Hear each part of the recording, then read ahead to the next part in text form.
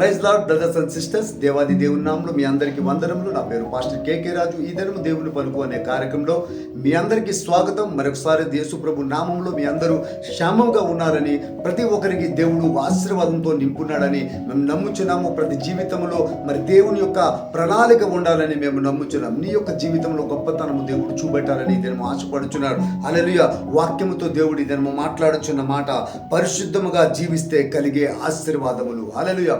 పరిశుద్ధముగా మనము జీవించాలని దేవుడు ఎంతో ఎంతో ఎంతో ఆశపడుతున్నాడండి. హల్లెలూయా. ఈ దినము చూస్తే లోకం యొక్క ఆ యొక్క వాతావరణము చూస్తే చాలా భయంకరముగా ఉన్నది. అయితే మనుషులు పరిశుద్ధముగా ఉండడానికి మనుషులు ఆలోచన రావడం లేదు. హల్లెలూయా. మనుషులకి రావడం లేదు. ఎందుకంటే పరిశుద్ధత జీవితమే కాదు. పరిశుద్ధముగా మనం ఉండడానికే మనము ముందుకి నడ్డం లేదు. పరిశుద్ధముగా మనము దేవుని త్రోవలో నడవాలన్నా అవదు. ఎందుకంటే ఈ యొక్క అపవాది తంత్రముల వల్ల మనుషులు ఎంతో ఎంతో ఎంతో మరి ఆ యొక్క అపవాది తంత్రాల్లో వెళ్ళిపోతున్నారు. నాశనమైన కూపముకి వెళ్ళిపోతారు. కానీ ఆ పరిశుద్ధత మాకు అవసరం లేదని మరి ఎంతో మంది దినము మరి బ్రతుకుతున్నారు ఈ లోకంలో. అయితే దేవుడు నీతో మాట్లాడుతున్నాడు. బ్రదర్స్ అండ్ సిస్టర్స్, ఈ దినము దేవుడు మాట్లాడుచున్న మాట, పరిశుద్ధముగా జీవిస్తే కలిగే ఆశీర్వాదములు నీకు దేవుడు మాట్లాడుతున్నాడు. పరిశుద్ధముగా జీవిస్తే దేవుడు కోరేది ఏమిటంటే పరిశుద్ధత. అతని సన్నిధానంలో అతని ఎదురుగా ఉండాలి. అతనితో మనం నడవాలని దేవుడికి ఇష్టము. హల్లెలూయా. ఆయన మార్గంలో మనం నడువుట ఎంత ఇష్టమంటే అంత గొప్ప పరిశుద్ధత ఆ మార్గంలో ఉన్నదండి. హల్లెలూయా. అయితే ఈ దినము దేవుడు మాట్లాడుతున్నాం. దేవుని చూస్తాం మనం పరిశుద్ధముగా ఉంటే. పరిశుద్ధముగా ఉంటే దేవునికి చూస్తాము. ఈ లోకముకు చూడమండి. ఈ లోక తట్టు మనకు చూడక మరి దేవునికి చూస్తామని దేవుడు ఇక్కడ మాట్లాడుతున్నాడు. మత్తయి గ్రంథం 5వ అధ్యాయము 8వ వచనములు దేవుడు ఈ రకముగా మాట్లాడుతున్నాడు. హృదయ శుద్ధి గల వారు ధన్యులు, వారు దేవుని చూచెదరండి. హల్లెలూయా. దేవుని చూస్తారు. రెండవది పరిశుద్ధముగా ఉంటారు. మరి ఆ యొక్క సమాధాన పడతారు, సమాధానముగా ఉంటారు. ప్రతి విషయము ఈ పరిశుద్ధతలో మరి వస్తుందని మరి దేవుడు మాట్లాడుచున్నాడు. హల్లెలూయా. అయితే దేవుని చూడడానికి శక్తి పొందాలంటే నువ్వు పరిశుద్ధముగా ఉండాలి. హల్లెలూయా. నువ్వు దేవునితో మరి మాట్లాడాలంటే నువ్వు పరిశుద్ధముగా ఉండాలి.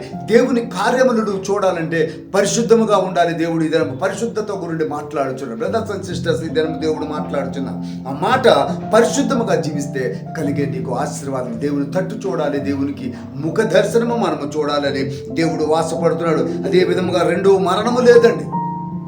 పరిశుద్ధముగా ఉన్న వారికి, పరిశుద్ధ జీవితము నడిచిన వారికి, పరిశుద్ధముగా ఎన్నటికీ పరిశుద్ధత అనే జీవితంలో ఉన్నవారికి మరి దేవుడు అన్నాడు రెండో మరణం కూడా లేదు. హల్లెలూయా.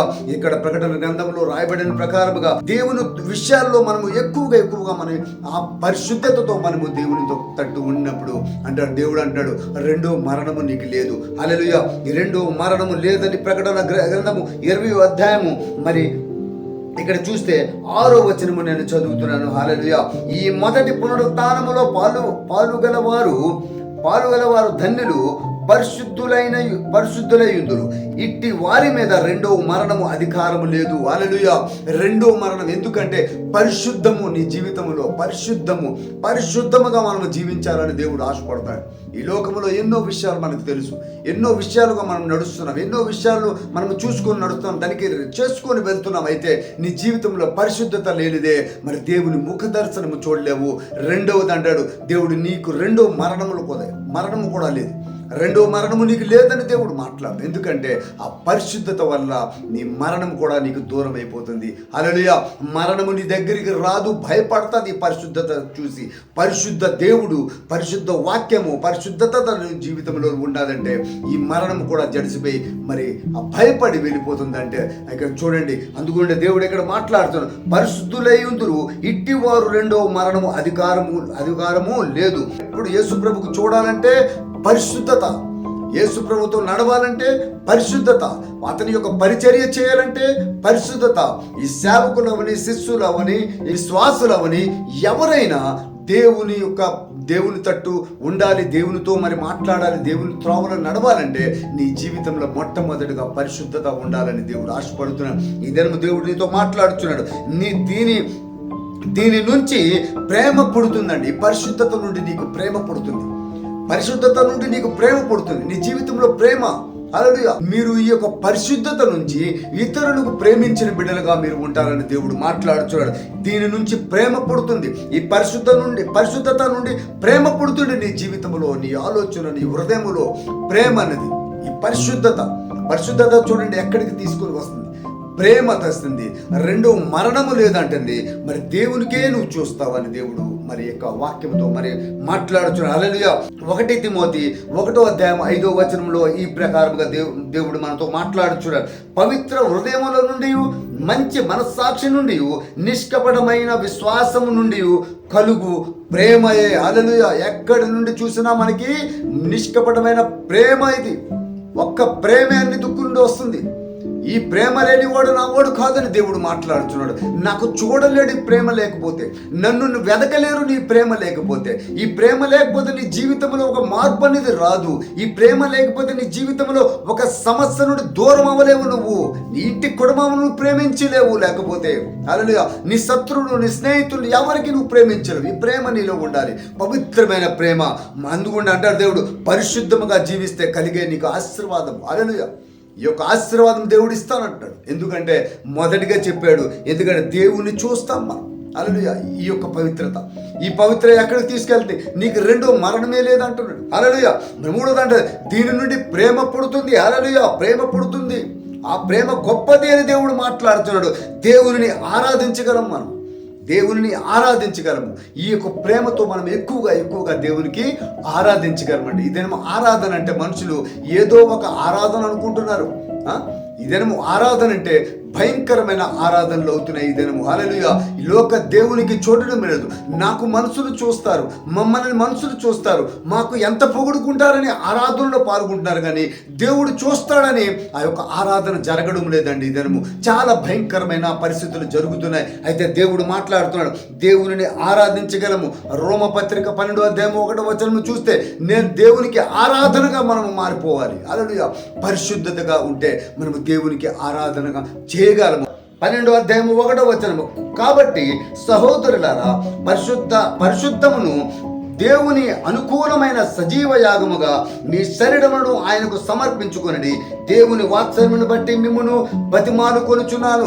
సజీవ యాగముగా దేవుని సమర్పించుకొనండి. హల్లెలూయా. దేవాది దేవుడి యొక్క మాట భక్తులతో మాట్లాడిన మాట ఏమంటే, సజీవ యాగంగా మీ శరీరమును ఆయనకు సమర్పించుకున్నాడని దేవుడు ఇక్కడ ప్రత్యేకంగా దేవుడు మన అందరికీ చెప్పుచున్న మాట. పరిశుద్ధముగా జీవిస్తే కలిగే నీకు ఆశీర్వాదం. మన శరీరము మనము సమర్పించుకోవాలి దేవునికి, మన ఆలోచన దేవునికి సమర్పించుకోవాలి. మరి ఆ యొక్క ఆరాధన గొప్పగా మనము ఆ యొక్క ఆత్మతో సత్యముతో మరి దేవునికి ఆరాధించాలని దేవుడు ఆశపడుచున్నాడు. హల్లెలూయా. వాక్యములతో భక్తులు మాట్లాడుచున్న మాటలు మనకి నేర్పిస్తున్నారు. ఇవన్నీ మనం నేర్చుకొని ముందు అడుగు మనం వేయాలి. హల్లెలూయా. అందుకని పరిశుద్ధంగా జీవించాలని దేవుడు నీతో మాట్లాడుతున్న బ్రదర్స్ అండ్ సిస్టర్, ఈ దినము దేవుడు మీ అందరితో మాట్లాడుచున్న ఒకే ఒక మాట, అదేంటంటే పరిశుద్ధత. మన జీవితంలో, మన హృదయములో, మరి మన ఆలోచనలో, మనం ప్రతి విషయంలో మనం పరిశుద్ధత లేనిదే దేవునికి చూడలేము. పరిశుద్ధత లేనిదే దేవునికి కనుగొనలేము. పరిశుద్ధత లేనిదే నీ జీవితంలో ఏ కార్యములు జరగవు. దుష్ట కార్యములు చాలా జరుగుతాయి, కానీ దేవుని కార్యములు జరగడం చాలా ఇంపాసిబుల్. హల్లెలూయా. ఎందుకంటే పరిశుద్ధముగా జీవిస్తే కలిగే నీకు ఆశీర్వాదాలు బోల్డ్ ఉన్నాయి. ఎన్నో ఆశీర్వాదాలు నీకు దేవుడు ఇవ్వడానికి సిద్ధంగా ఉన్నాడు. అయితే దేవుని ఎక్కువగా మనము ఆరాధించాలి పరిశుద్ధంగా. దీని నుంచి మనకు ప్రేమ, మన జీవితంలో దేవుని కోసం ఎక్కువగా ప్రేమ, అది ఇతరుల కోసము మనము ప్రేమిస్తాము. అందుకని దేవుడు అంటాడు, నీ పొరుగు వారిని ప్రేమించాలి. ఒక ఆరాధన. హల్లెలూయా. దేవుని మాట నువ్వు సత్యముగా నువ్వు మాట్లాడి, నీ దేవుని మాట నువ్వు అది ముందుకు నడిపించడం ఏదంటే, నీ పక్క వారికి నువ్వు ప్రేమించు, నీ శత్రువుని ప్రేమించు. ఇదే దేవునికి గొప్ప ఆరాధన. హల్లెలూయా. దేవునికి గొప్ప ఆరాధన. దేవుడు హృదయపూర్వకంగా కోరేది ఇదే. అదే మనము చేయలేకపోతున్నాం ఈ దినము. అయితే పరిశుద్ధముగా జీవించాలని దేవుడు మాట్లాడు. నువ్వు పరిశుద్ధముగా లేకపోతే ఈ లోకంలో నువ్వేమీ చూడలేవు. నన్ను చూడలేవు. పరిశుద్ధముగా లేకపోతే నన్ను చూడలేవు. బ్రదర్స్ అండ్ సిస్టర్స్, ఇద్దరు దేవుడు మీతో మాట్లాడుచున్నమాట. వాక్యముతో దేవుడు మాట్లాడుతున్నాడు. మన పరిశుద్ధులుగా యవ్వన కాలమందు నీ కాడి ఎత్తుకో అంటున్నాడు. యవ్వన కాలమందు ఎక్కువగా మనము దేవునిలో నడవాలని దేవుడు ఆశపడుతున్నాడు. మనం చేసిన తప్పులన్నీ దేవుడు క్షమించడానికి సిద్ధంగా ఉన్నాడు. ఎప్పుడైతే నువ్వు దేవుని దగ్గర ఒప్పుకుంటావో, పరిశుద్ధముగా ఒప్పుకుంటావో, ఆ దినము దేవుడు నీ ముఖ దర్శనము చేస్తాడు. హల్లెలూయా. నీకు చూస్తాడు, నువ్వు దేవునికి చూడగలవు. నీ జీవితంలో మరి ఆ మరణం అనేది, మనిషికి ఒక మరణం ఉన్నది. ఆ మరణమే దేవుడు అంటాడు తీసేస్తాడు. రెండో మరణం నీకు లేదు. ఇక్కడ ఒక మరణము, అలాగ అక్కడ ఒక మరణమా? హల్లెలూయా. అక్కడ ఒక మరణం, ఆ మరణం అసలు రెండో మరణం లేదు. ఆ పాపము నుండి నీకు బయటకు తీయడానికి చూస్తున్నాడు. ఆ రెండో మరణంలో నువ్వు ఉండకూడదు. నీ పాపం నుండి దూరం అయిపో, పరిశుద్ధముగా జీవించు, పరిశుద్ధ ఆ యొక్క దేవుని యొక్క సన్నిధానంలో ఉండు, పరిశుద్ధ త్రోవలో నువ్వు నడవాలని దేవుడు ఆశపడుతున్నాడు. అందుకంటే మన హృదయపూర్వకముగా మరి ఇక్కడ చెప్పిన ప్రకారముగా సజీవ యాగముగా మన శరీరము సమర్పించి, మన హృదయం సమర్పించి, మన ఆలోచనలు సమర్పించి ఆ పరిశుద్ధముగా జీవించాలని దేవుడు ఆశపడుతున్నాడు. యజమానికి ఉపయోగకరముగా నువ్వు జీవిస్తావు. అప్పుడు యజమానుడికి ఉపయోగకరముగా జీవిస్తాడు. ఇక్కడ ఉన్న వాక్యం చదివితే మనకు తెలుస్తుంది. 2 తిమోతి 2:21 దేవునికి దేవుడు మన యజమానుడు. ఆ దేవునికి మనం ఉపయోగకరమైన, హల్లెలూయా, నువ్వు ఏ పాత్రవైనా ఒకసారి ఆలోచించుకో. ఏ పాత్రలు చాలా ఉంటాయి ఇంట్లో. ఒకటి పనికి వచ్చింది, ఒకటి పనికి రాకపోయింది, ఒకటి ఘనమైనది, ఒకటి ఘనహీనమైనది. కానీ పాత్రగా నువ్వు వాడబడుతున్నావా లేదా? నేను దేవుడు మాట్లాడుతా. ఒక పాత్రగా నువ్వు వాడబడుతున్నావు లేదా? యజమానుడికి ఒక పాత్రగా నువ్వు వాడబడుతున్నావా లేదని ఇక్కడ దేవుడు ప్రశ్న మనకి. హల్లెలూయా. నువ్వు పవిత్రంగా నువ్వు జీవిస్తే నీ యొక్క పాత్ర గొప్పగా నీది ఉంటుందని దేవుడు ఆశపడుతున్నాడు. హల్లెలూయా. అందుకున్నాడు యజమానికి ఉపయోగకరముగా మనం ఉండాలి. 2 తిమోతి 2:21 మనం చూస్తే మరి శక్తిమంతుడుగా తయారవుతావు.